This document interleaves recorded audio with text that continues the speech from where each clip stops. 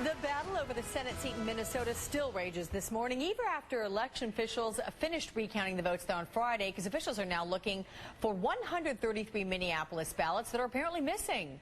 And Minnesota's Secretary of State says until those ballots are found or judged impossible to locate, nothing is official. The Minneapolis Star-Tribune says Republican incumbent Senator Norm Coleman leads Democratic challenger Al Franken by 192 votes. Shira Tuplitz, a political staff writer for Roll Call, is joining me now from Washington. Good morning to you. Thanks for having me this morning. I'm glad you're here because we got to talk about what Al Franken wants, which is some sort of a forensic search. This is a result of trying to figure out who's in the lead. First up, who's leading really? Well, it's actually very difficult to tell. Whoever is leading, it's really only probably by a few dozen votes right now. It's very difficult to tell because right now there are actually 7,000 ballots. This is separate from the 133 missing ballots. But right now there are about 7,000 ballots or so that are either challenged or are absentee ballots, which have yet to be determined whether or not they'll be counted. So it's still very difficult to tell. Okay, in these 133 Minneapolis ballots in a forensic search, what's that all about?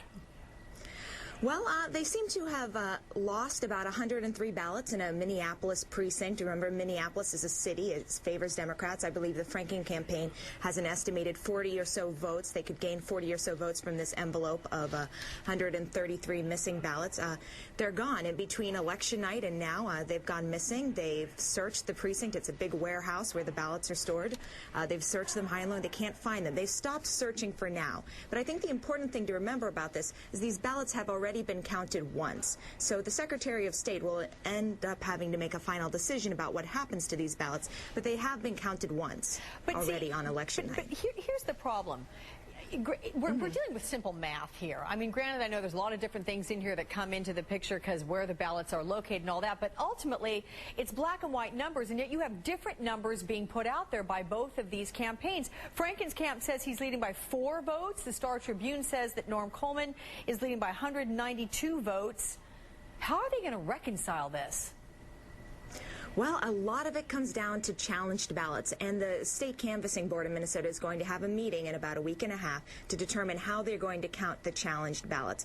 And basically, challenged ballots there are 6,000 of them out there, almost even. Coleman has challenged a couple more ballots, about 100 or so more ballots than the Franken campaign. But there's 6,000 ballots, and it'll really come down to those and how those are going to be counted in the end. So. Okay. Shira Tuplitz, political staff writer for Roll Call, thank you very much. To be continued. Thanks for having me. Coming up at the top of the hour, a new nomination, this to